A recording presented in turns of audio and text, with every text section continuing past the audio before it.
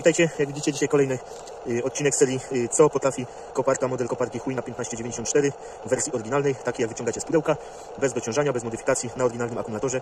Dzisiaj widzicie taki kamień, trochę ujeżdżony przez samochody, taki, no, taki, który już leży jakiś czas tutaj.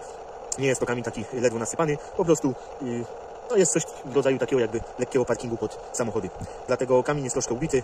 Dzisiaj próbujemy, jak ta koparka sobie poradzi. Zapraszam.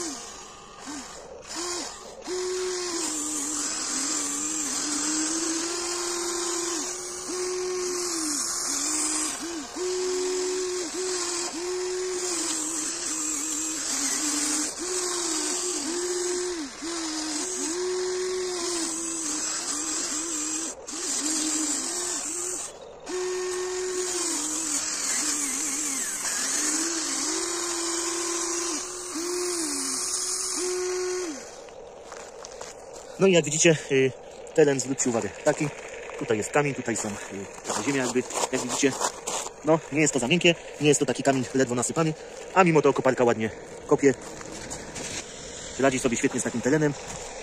Tyle wykopane. Jak widzicie, tutaj taki dołek.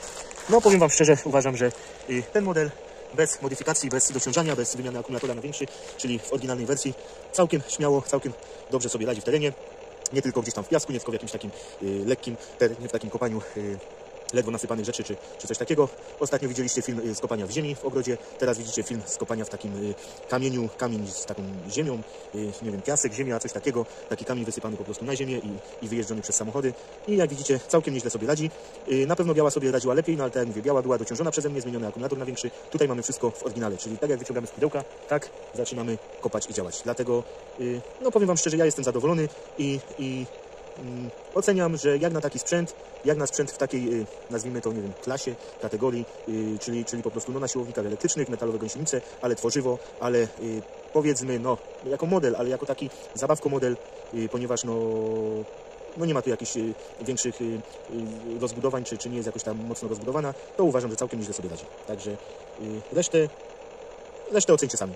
Dajcie znać w komentarzach, co o tym sądzicie, co myślicie o tym modelu, w ogóle o tym filmie, o tym terenie. Oczywiście zapraszam Was na kolejne moje filmy. Zasubskrybujcie kanał, żeby być na bieżąco. Zostawcie łapkę i widzimy się w kolejnym odcinku. Dzięki, pozdrawiam wszystkich. Cześć!